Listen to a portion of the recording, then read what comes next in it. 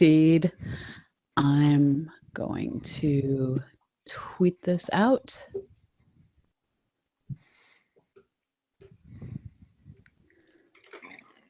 And you guys are encouraged to do the same.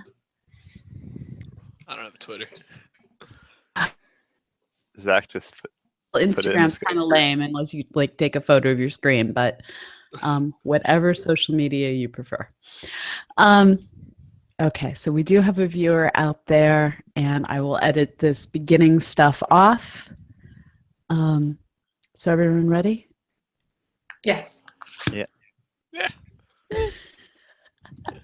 You sound so unsure. Okay, so we're gonna go live. All right. Hello, everyone, and welcome to the Center for Lunar Science and Exploration Team Hangout for the month of October. This program each month brings you a new piece of how NASA is out there getting ready to find new ways to explore the moon, whether it be using existing spacecraft or planning for tomorrow's new explorations. Now, some of the folks that are going to be doing many distant tomorrow's explorations, quite possibly, are joining us here today. We have a group of high schoolers who are actively engaged in, not lunar research, but asteroid research. And I'm going to have them talk about their project. Now, I'm going to have this all start off with their teacher. Roseann, could you go ahead and introduce your group? Sure. I'm Roseann Burns, and we have Zachary Thornton and Mo Steesman and Chris DeMott.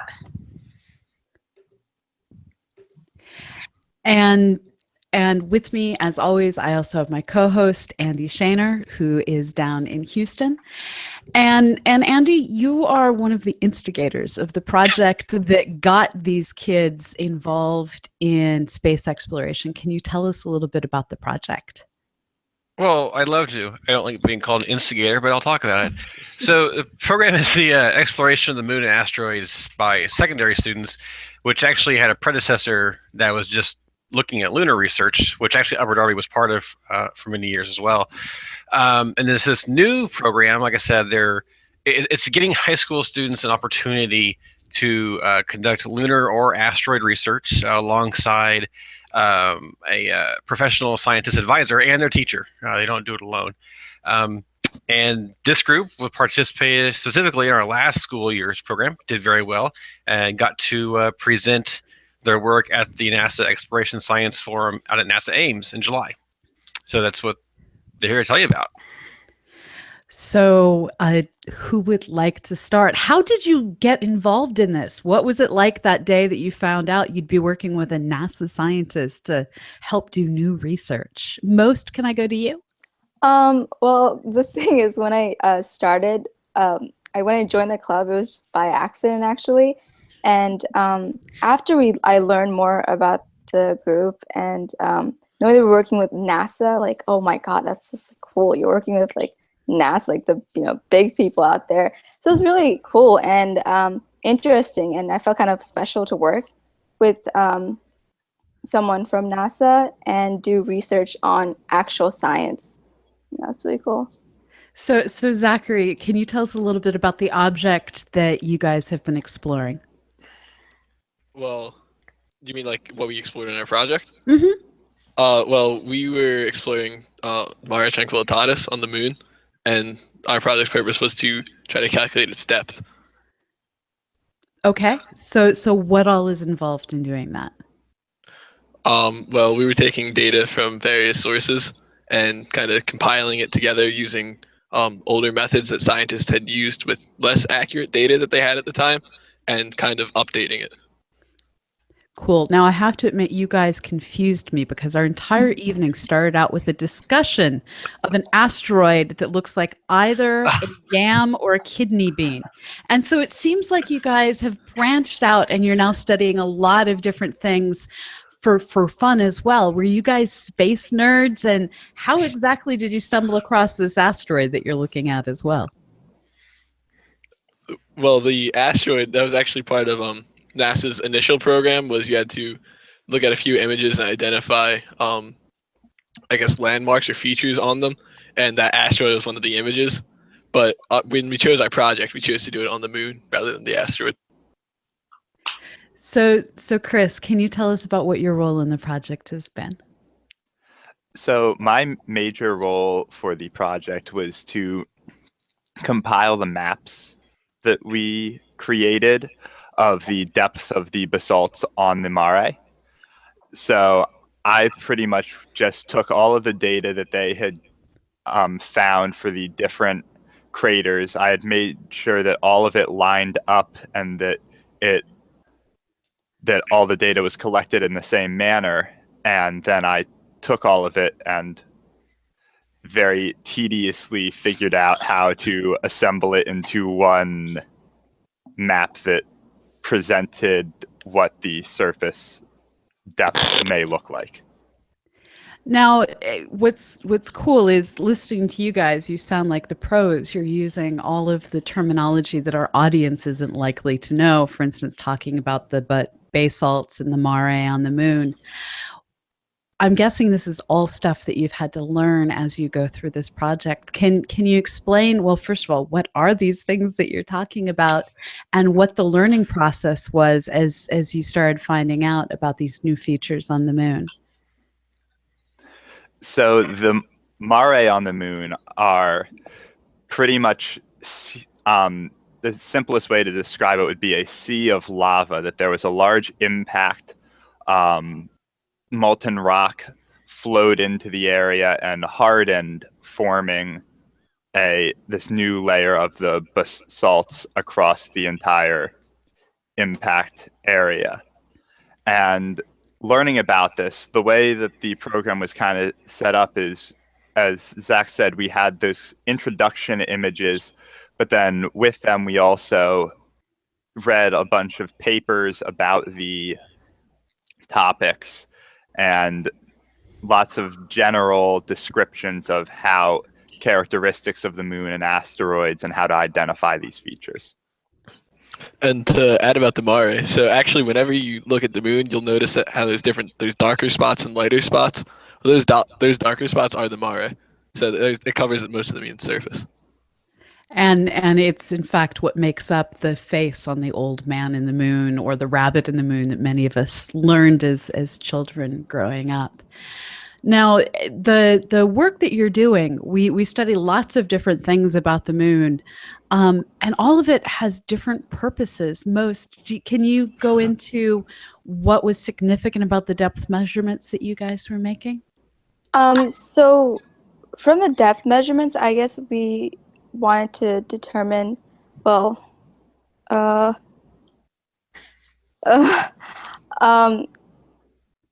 I pass it on to someone else? Yes, you always can pass it on to someone else. So does anyone else want to jump in? So the significance of the depth measurements that we were trying, these, by knowing, well, the measurements we were taking were not necessarily of the depth, but of the features on the surface, which we then used to calculate the depth using the two different methods. As I believe most stated earlier, we used one method that kind of used the the older data, and then we used a newer method that had the new data with the moon. And so the significance of figuring out the depth is all of this can be used to kind of form a better picture of how the moon formed in its early stages. Now, Roseann, not every teacher gets their kids doing original research. What was it that drew you to doing this truly innovative research in your classroom? So this is an after-school club. We call it the Lunar Club, and I started it 5 years ago with Josh Taffel, who's the Earth and Space Science teacher at our school. He found out about it, approached me, said, "What do you think?" And I said, "Yeah, this sounds great. Let's go for it." I love having the kids do original research.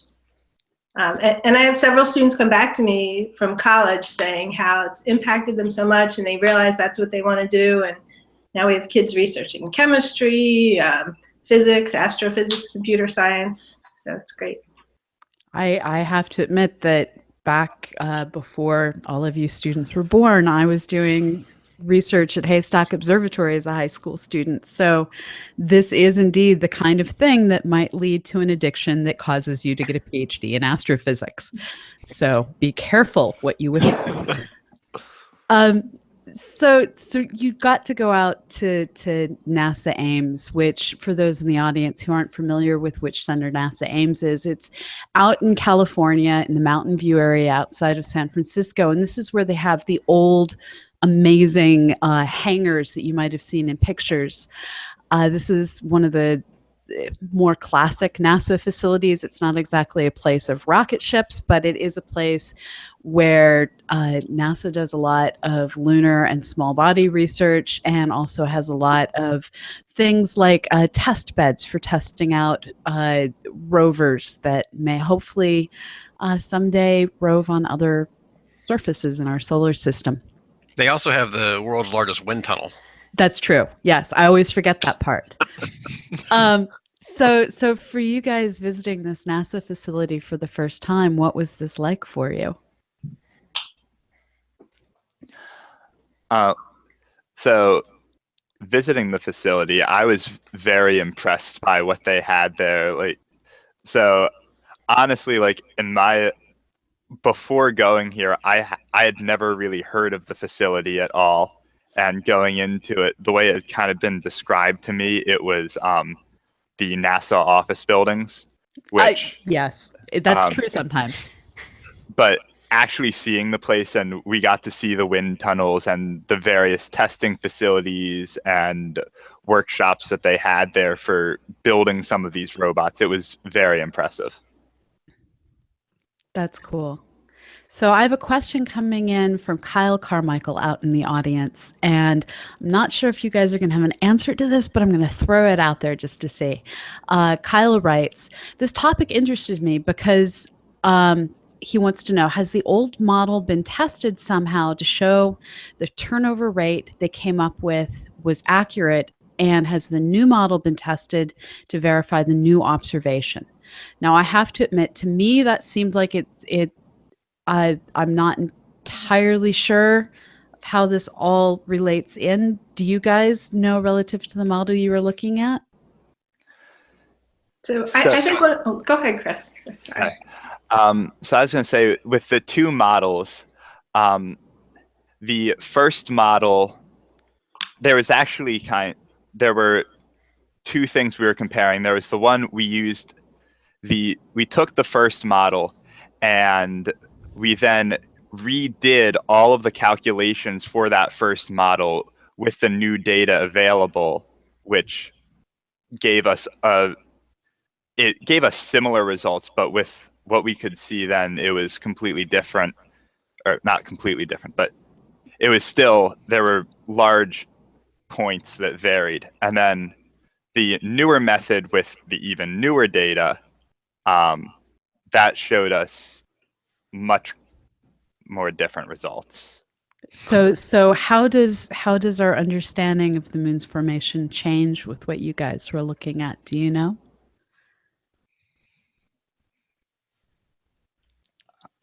It's all right to say this is for future study. Professional scientists say that all the time. Well, I think, Chris, since you made the ISOPAC maps, could you talk about comparing the two maps and the similarities and differences maybe in depth in general? So what we found didn't particularly change much of the it indicated that there are differences in what had previously been believed about the formation. For example, this new data that we collected with an alternate method, it yielded results that I believe we calculated were around 300 times deeper than the previous data. However, both maps still seemed, there were similar points on them. However, had you just been presented with the two maps side by side without going in deeper into looking at what this data means, they would look very different. So it kind of showed that from what we had previously known, the Mare may have formed much differently than what was first thought. So what always amazes me is the lunar mare. A lot of it formed at the same time that here on Earth, the first life was forming on our planet. So had you been a single-celled organism a gazillion years ago and had eyeballs, which you didn't have, and had the ability to look at the moon, which you also didn't have, you would have been able to watch these features forming. And we're still piecing together all of the physics behind this. As you move forward in your careers and consider what you want to study next, are any of you thinking about continuing studying the moon and planetary surfaces, or do you have other things in your future that you're thinking about? Zach, do you want to go? Sure. Well, I'm kind of interested in computer science at the moment, so that's what I'm thinking of going into. But my brother is currently a physics major at Drexel, and he also does a lot of with the science fair projects that he does. He does a lot of space and stuff like that. So I think the last one for his stars research project, he did something about star clusters, and I don't know. Mrs. Burns might be able to explain it better, but something with star clusters and binary planets. If I'm not mistaken, is that right, Mrs. Burns? Sounds Something about like right. Yeah, but he actually made a program to run various tests with it, and he got to use a supercomputer for that, and I thought that was pretty cool. So he was able kind of to mix his physics, computer science, and space all into one project, and that might be something that I would look into.